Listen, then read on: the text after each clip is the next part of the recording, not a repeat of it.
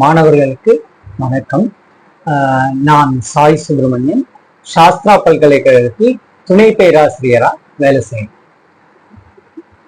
உங்களை நிறைய பேருக்கு பிடெக், எம்எஸ்சி, எம்டெக், பயோடெக் முடிச்ச உடனே இண்டஸ்ட்ரியில வேலைக்கு போகணும்னு ரொம்ப ஆசையா இருக்கும், ஆர்வமா இருக்கும். ஆனா இண்டஸ்ட்ரியில வேலை வாங்குறது கொஞ்சம் கஷ்டமா இருக்கும்.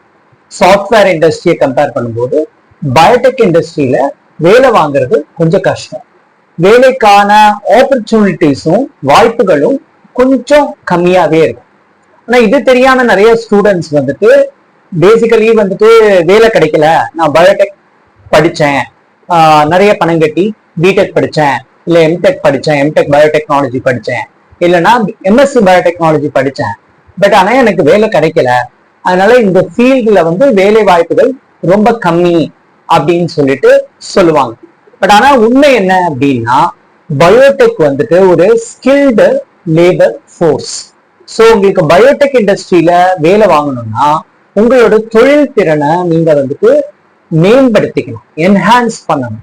இது எப்படி என்ஹான்ஸ் பண்றது அப்படிங்கிறது தான் இந்த பதிவுல நம்ம பார்க்க போறோம். ஸோ ஒரு வகை என்னன்னா, உங்களுடைய ஃபைனல் இயர் ப்ராஜெக்ட நீங்க காலேஜ்லயோ இல்ல யூனிவர்சிட்டிலயோ பண்ணாம இண்டஸ்ட்ரியில அதை இன்டர்ன்ஷிப்பா செய்யலாம். அப்கோர்ஸ் இண்டஸ்ட்ரியில இன்டர்ன்ஷிப்கான ஆப்பர்ச்சுனிட்டி கிடைக்கிறது கொஞ்சம் கஷ்டம்தான். இப்போ ஒரு சில இண்டஸ்ட்ரீஸ் என்ன பண்ணுவாங்கன்னா, ரெட்டிஸ் லெபார்டரி மாதிரி இண்டஸ்ட்ரி எல்லாம் வருஷத்துல ஒரு முறை இந்த ஃபைனல் இயர் ஸ்டூடெண்ட்ஸ்க்கு ஒரு எக்ஸாம் வச்சு, இன்டர்வியூ வச்சு, அவங்களோட ஃபவுண்டேஷன் எப்படி இருக்குன்னு பார்த்துட்டு அவங்களே இன்டர்ன்ஷிப்க்கு எடுத்துப்பாங்க. அப்படி இன்டர்ன்ஷிப்க்கு எடுக்கும்போது 3 ஏரியால எடுப்பாங்க டிபிக்கலா. ஒண்ணு R&D, research and development. For example, நீங்க இன்சுலின் ப்ரொடக்ஷன், இன்சுலின் எடுத்துக்கோ. இன்னைக்கு தேதியில நம்ம நாட்டுல பார்த்தோம்னா எல்லா வீட்லயும் அட்லீஸ்ட் ஒரு டயாபெட்டிக் பர்சனாச்சும் இருக்காங்க. அதனால அவங்களுக்கு நம்ம இன்சுலின் இன்ஜெக்ஷன் போடுற நிலைமையில அவங்க இருக்காங்க. முன்னாடி பாத்தீங்கன்னா, ஒரு 40 வருஷத்துக்கு முன்னாடி பாத்தீங்கன்னா, இந்த இன்சுலின் இன்ஜெக்ஷன் தேவைப்படுற மக்களுடைய எண்ணிக்கை ரொம்ப கம்மியா இருந்தது. அதனால அப்ப என்ன பண்ணாங்க, உணவுக்காக அனிமல்ஸ் கொல்லும் போது அந்த அனிமல்ஸ்ல இருந்து பான்கிரியாஸ் எடுத்து அந்த பான்கிரியாஸ்ல இருக்கிற இன்சுலினை சுத்திகரிச்சு அதை இன்சுலின் இன்ஜெக்ஷனா தெரப்பிக்காக மக்களுக்கு கொடுத்தாங்க. இப்ப கோடிக்கணக்கான மக்கள் டயபெட்டிக்கா இருக்கிறதுனால அத்தனை பேருக்கும் இந்த உணவுக்காக கொல்லப்படுற அனிமல்ஸ்ல இருந்து வர இன்சுலின் பத்தாது. அதனால என்ன பண்றாங்க, பயோடெக்னாலஜி மூலமா ரீகாம்பினன்ட் டிஎன்ஏ டெக்னாலஜி வச்சு இன்சுலினை உற்பத்தி பண்றாங்க. இதையே ஒரு உதாரணமா வச்சு இந்த இண்டஸ்ட்ரியில என்னென்ன காம்பனன்ட்ஸ் இருக்கு அப்படிங்கறத சுருக்கமா பார்க்கலாம். ஒரு ஆஸ்பெக்ட் என்னன்னா R&D, ரிசர்ச் அண்ட் டெவலப்மெண்ட். இந்த இன்சுலின்கான ஜீனை ஆக்சுவலி என்ன பண்ணுவாங்கன்னா குளோன் பண்ணி, ஒரு வெக்டர்ல குளோன் பண்ணி அதை ஒரு ஹோஸ்ட் செல்ல போடுவாங்க. அந்த ஹோஸ்ட் செல் ஈகாலையா இருக்கலாம், இல்லைன்னா ஈஸ்டா இருக்கலாம். நமக்கு பிரெட் எல்லாம் செஞ்சு கொடுக்கிற ஈஸ்டா இருக்கலாம். அப்படியும் இல்லைன்னா சில சமயங்கள்ல பூச்சி cell line, insect cell line, baculovirus cell லைன்லயோ, அப்படியும் இல்லைன்னா mammalian cell line, CHO, Chinese hamster ovary cell லைன்லயோ போடுவாங்க. சோ இந்த வேலை, தட் இஸ் இந்த ஜீனை குளோன் பண்றது, இதை கரெக்டான ப்ரொமோட்டர் கீழே வைக்கிறது, அதுக்கப்புறம் ஒரு கரெக்டான ஹோஸ்ட் செல் சூஸ் பண்றது, அதுல சக்சஸ்ஃபுல்லா எக்ஸ்பிரஸ் பண்றது, இதெல்லாம் R&Dல வரும், ரிசர்ச் அண்ட் டெவலப்மெண்ட் பார்ட்ல வரும். இந்த செகண்ட் பார்ட் என்னன்னா, ஒன்ஸ் இந்த ரீகாம்பினன்ட் குளோன், இன்சுலின் ப்ரொடியூஸ் பண்ற ரீகாம்பினன்ட் ஈகாலை இல்லைன்னா ஈஸ்ட் ரெடி பண்ணிட்டாங்கன்னா இதை லார்ஜ் ஸ்கேல்ல பயோரியாக்டர்ல கல்டிவேட் பண்ணுவாங்க. லார்ஜ் ஸ்கேல்னா உதாரணத்துக்கு ஈவன் 10,000 லிட்டர், அதுக்கு மேல கூட, சம்டைம்ஸ் அதை விட 100 கிலோ லிட்டர்ஸ், 100,000 லிட்டர்ஸ் கூட கல்டிவேட் பண்ணுவாங்க.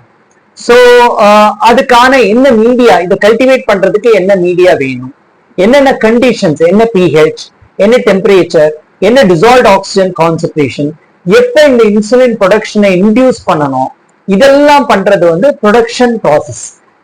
ஸோ இந்த செகண்ட் கேட்டகரி என்னன்னா, நீங்க ப்ரொடக்ஷன்ல நீங்க வந்துட்டு ஒரு பயோடெக் ஸ்டூடெண்ட், ஒரு எம்எஸ்சி பயோடெக் ஸ்டூடெண்டோ இல்ல ஒரு பிடெக் இல்லைன்னா எம்டெக் பயோடெக் ஸ்டூடெண்டோ நல்ல ஸ்கில்டா இருந்தாங்கன்னா, ப்ரொடக்ஷன்ல உங்களுக்கு ஒரு நல்ல இன்ட்ரெஸ்ட் இருந்ததுன்னா you can go into ப்ரொடக்ஷன்ல நீங்க தாராளமா வந்துட்டு வேலைக்கு போகலாம்.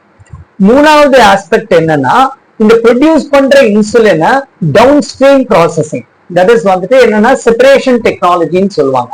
இதை வந்து நீங்க வந்து சுத்திகரிக்கணும். முதல் கான்சென்ட்ரேட் பண்ணும், அதுக்கு சென்ட்ரிபிகேஷன்லாம் யூஸ் பண்ணுவாங்க. அதுக்கப்புறம் நீங்க அதை பியூரிஃபை பண்ணும், அதுக்கு chromatography technique, aqueous two phase system, ultra filtration, இந்த மாதிரி டிஃப்ரெண்ட் செப்பரேஷன் டெக்னாலஜி யூஸ் பண்ணுவாங்க. இதுல நீங்க ஸ்கில்டா இருந்தீங்கன்னா நீங்க வந்துட்டு வந்து டவுன் ஸ்ட்ரீம் ப்ராசஸிங்ல வந்துட்டு வேலைக்கு போகலாம். ஸோ இந்த மாதிரி ஒரு இன்சுலின் மாதிரி ரீகாம்பினன்ட் ப்ராடக்ட் ப்ரொடியூஸ் பண்ற, புரோட்டீன் ப்ரொடியூஸ் பண்ண ஒரு இண்டஸ்ட்ரியில ஒன்னு ஆர்என்டிலயோ, நீங்க ஜீன் எக்ஸ்பிரஷன்ல நல்ல ஸ்கில்டா இருந்தீங்கன்னா ஆர்என்டிலயோ, அப்படி இல்லைன்னா ப்ரொடக்ஷன்ல உங்களுக்கு இன்ட்ரெஸ்ட் அண்ட் ஸ்கில் இருந்தா நீங்க வந்துட்டு ப்ரொடக்ஷன் பயோ ப்ராசஸ்லயோ, அப்படி இல்லைன்னா உங்களுக்கு செப்பரேஷன் இல்லைன்னா பியூரிபிகேஷன் பிடிக்குங்கிற பட்சத்துல நீங்க வந்துட்டு டவுன் ஸ்ட்ரீம் ப்ராசஸிங்லயோ தாராளமா நீங்க ஒரு வேலைக்கு போகலாம். ஸோ இந்த ஸ்கில்ல என்ஹான்ஸ் பண்ணிக்கிறதுக்கு தான் ஒன்னு இண்டஸ்ட்ரியில இன்டர்ன்ஷிப்பா நீங்க இதை பண்ணலாம், அப்படி இல்லைன்னா பயோடெக் இண்டஸ்ட்ரியல் ட்ரைனிங் ப்ரோக்ராம்னு இருக்கு.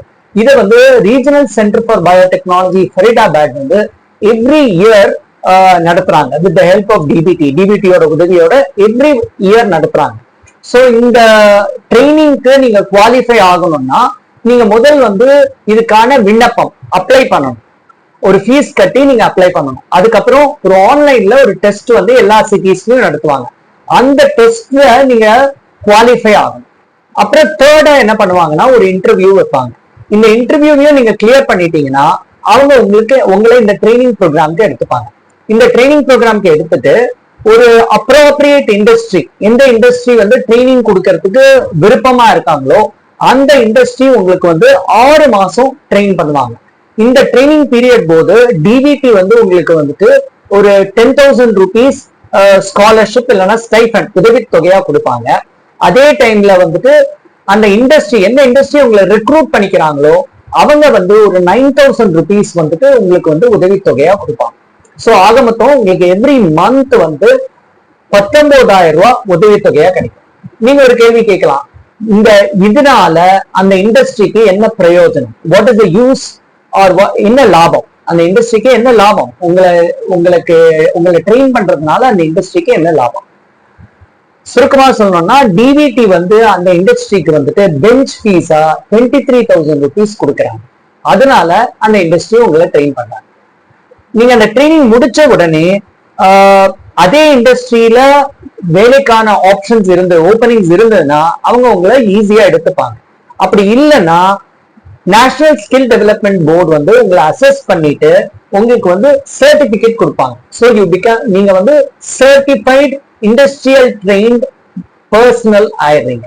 இப்ப நாளைக்கு ரிலேட்டட் இண்டஸ்ட்ரிக்கு நீங்க வேலைக்கு போகும்போது ஆட்டோமேட்டிக்கா டைரக்டா ஒரு காலேஜ்ல இருந்தோ ஒரு யூனிவர்சிட்டில இருந்தோ ஃப்ரெஷ்ஷா பயோடெக் முடிச்சுட்டு வர ஸ்டூடெண்ட்டை காட்டிலும் நீங்க வந்து இண்டஸ்ட்ரியலி ட்ரெயின்ட் சர்டிஃபைட் பர்சனலா இருக்கிறதுனால உங்களுக்கான வேலை வாய்ப்புகள் ரொம்பவே அதிகமாகும். ஸோ நீங்க இந்த இன்டர்ன்ஷிப் பண்றது மூலமாவோ இல்லைன்னா இந்த பயோடெக் இண்டஸ்ட்ரியல் ட்ரைனிங் ப்ரோக்ராம் மூலமாவோ நீங்க வந்துட்டு இண்டஸ்ட்ரியில உங்களுடைய தொழில் திறனை மேம்படுத்திக்கிட்டு அதுக்கப்புறம் உங்களுக்கு பிடிச்ச ஒரு பயோடெக் இண்டஸ்ட்ரியில சீக்கிரமாவே வேலை வாங்கணும் அப்படின்னு வாழ்த்தி விடைபெறுகிறேன். வணக்கம்.